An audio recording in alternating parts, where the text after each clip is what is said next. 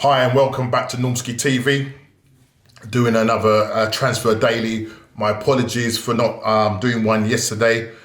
Just very, very busy, and plus I didn't even get to do a player ratings after the game on Saturday. So massive apologies for that.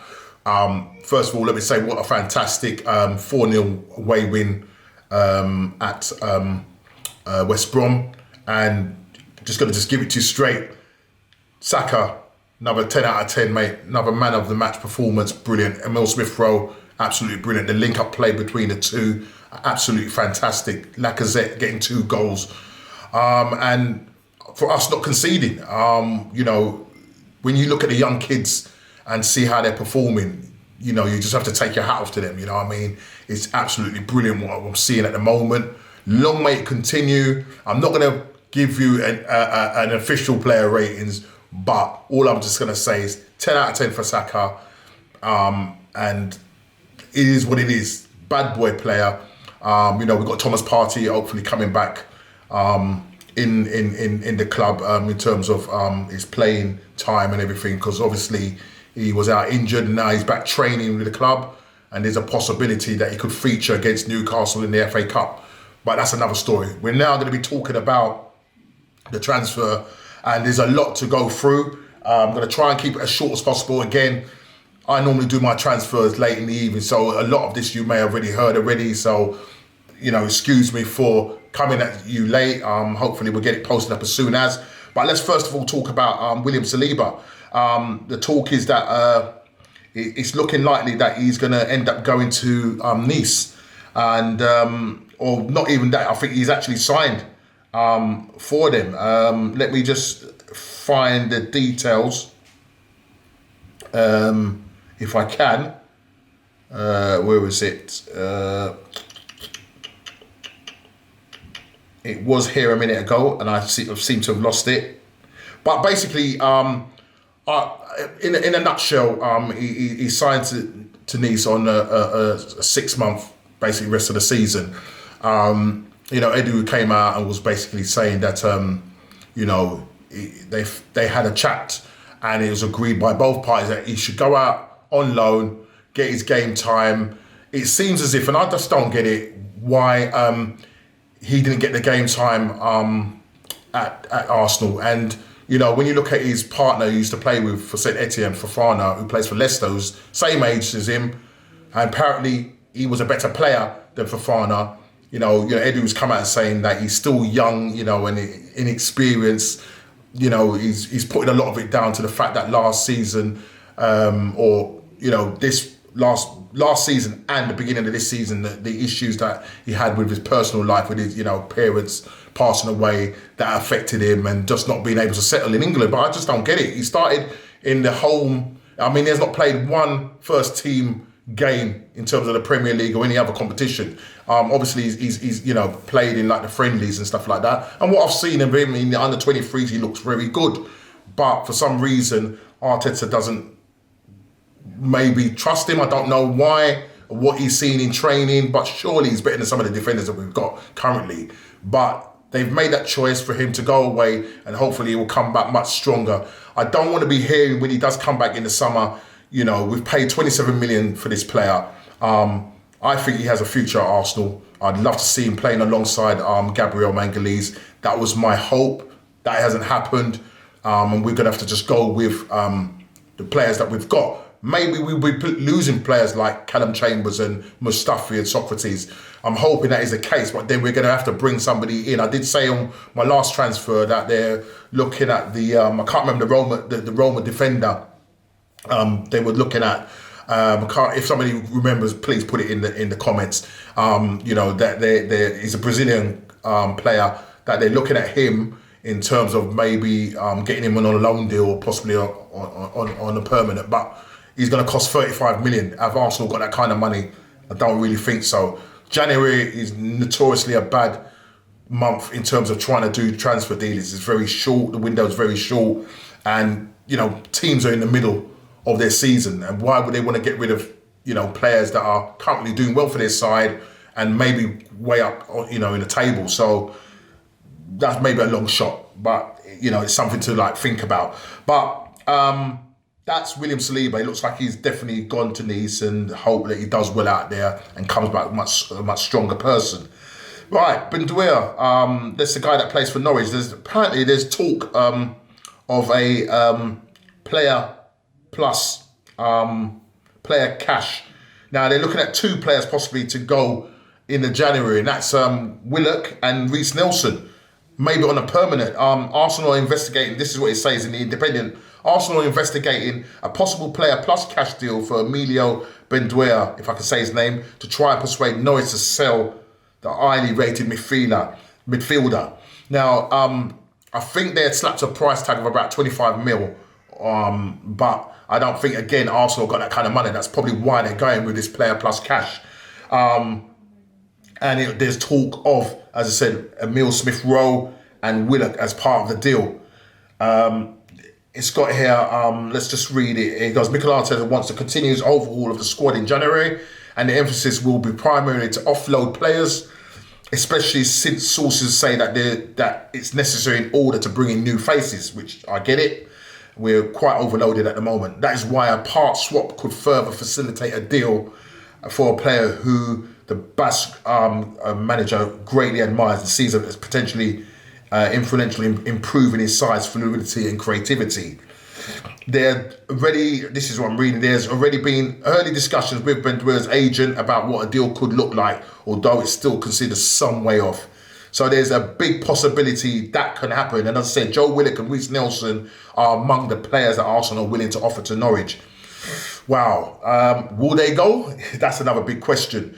And if you're going to do a player plus deal, which might involve some cash, and they're going, if Benduia is an upgrade on both of those players, then why not go for him?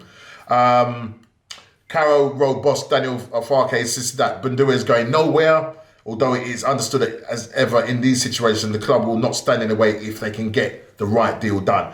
Currently, Norwich are top of the league. They just won at the weekend. Benduia, I think, scoring the winner. So he's an integral player to Norwich. Here I'm just reading, because Norwich would want at least 40 million, but it's felt options like Willock and Nelson could smooth the challenges posed by any sell. And they go on to basically say that he scored a superb volley in inside 1-0 win over Burnley at the weekend. So that's a possibility that could be looked at. He's a good player. I haven't seen much of him, but from what I'm hearing, sources and stuff like that, he would be someone good to have in the side. There's another talk. There was rumours about El Nene leaving this month, but I don't think that's going to happen. Mohamed El Nene he said he's pretty much happy at Arsenal, and he's working well under Mikel Arteta, and he's not on his way back to Besiktas this month, despite reports coming out from Turkey. Basically, their outlet Ascom via Kingfoot reported that Besiktas were looking to resign Mohamed El Nene this month on a permanent deal, planning a 7 million euro bid. The Super League club took the Arsenal midfielder on loan last season, and he had a strong campaign. But Chris Wheatley denies the claims. He writes on Twitter that El Nene to Bista is not happening this month, adding that the midfielder is happy at Arsenal and Mikel Arteta has no plans to sell him. And to be honest, I think we should just keep him with the cohesiveness with him, and especially Partey. Maybe we can keep him till the summer, and then maybe look at releasing him come the summer, because we definitely need to get players. I think it's Basuma from Brighton. He might be an upgrade on him. There's something to look at for the summer. El Nene is your basic player. He's a squad player. He's not going to get you, winning you the league. But he's a good player to have in there. And I think he works best when he's playing with good players like Partey. And to be honest, the last couple of games he has played well, but he's not consistent enough. And I just feel that sometimes when he's playing against better teams, he gets pretty much overrun. So again, he looks like he's going to be staying with us come the campaign. Another player that we're linked with is John Jordan, who currently plays for Sevilla, another attacking creative midfielder. Arsenal target Joan Jordan has made it clear that he's currently very happy at Sevilla. Just reading the quote said the Spaniard has been impressive for the Spanish side and is in fine form for them, as seen him attract attention from the Gunners. And this is from the Metro. Arsenal are pretty much struggled with creativity this season, even though we're seeing the Emil Smith Rowe coming through and showing what he's capable. But the problem is he's still young. May be inconsistent in some games. You know what I mean? So we're not going to always get him being consistent. So we need to be able to get somebody alongside him that can help him and push him, along his journey. Now, it's got they have returned to form. Obviously, Arsenal is talking about return to form, but Mikel Arteta has said that their recent run will not affect the January plans. So that's kind of good news. We'll see what happens. But he's saying several midfielders will be on their radar. But if they had plans to bring Jordan to England, then they might have to have their work cut out to do this. He is a good player, and as I say, he's basically come out and said that his mind is genuinely here in Sevilla, and he's saying he's at a super ambitious club right now. Arsenal, I don't know if we're as ambitious as Sevilla, but again, we're linked with a lot of these midfielders. Isco, again, we're linked with him. Whether that will happen or not, it's more than likely going to look like a loan deal. We'll just have to wait and see. My catchword, you just have to wait and see. I already talked about William Saliba and the fact that he's gone to Nice. And just trying to find some other news before I curtail this transfer conversation. Just going on about Emilio Buendia, Fabrizio Romano, who's a very key person in terms of information. Normally when he speaks, you have to have your ears pricked up for that. As one of the options he's saying in a tweet that's on Arsenal's list. He's got hashtag AFC board are now focused on selling loaning out players likes of Socrates, Ozil, after Kolasinac. And then they'll start to work on new signings. I don't know where we're going to get Ozil out the window, but probably Socrates will definitely gone. Kolasinac has already gone to Schalke, but we're going to have to work tremendously hard to do that. We are in a very much good run of form in the Premier League at the moment. Winning 3 out of 3, getting 9 points in our last 5 league games. We've managed to get 10 points, which is okay. Could be better. But listen, the form that we was in earlier on, I'll snap your hand up for that. And we are coming up to a game at the weekend against Newcastle, which is an FA Cup. So it's time to sort of just rest from the Premier League and just enjoy playing against Newcastle at the Emirates on I think it's on can't remember. It's this weekend, but I'm not too sure what the actual date is. I think it's on a Saturday. Other than that, we talked about Ozil. The Arteta is basically saying that he hasn't, not Arteta himself, but Ozil himself hasn't featured, and Mikel Arteta is basically saying he's just gonna wait and see how the window unfolds, and he has Ozil in a sense in his plans, but whether he's gonna make him start or not, that's another big question. Whether he's going to bring him back into the fold, that's another big question. What they're saying is that, in essence, they ain't going to pay him off. You know what I mean? So I can just really see him sitting out his contract and then they letting him go in the summer. It's an expensive person to be having sitting on the bench. Collecting his £350,000 a week wages. It's a madness, but it is what it is. Going back to Dortmund. The player, what's his name? Let me find it.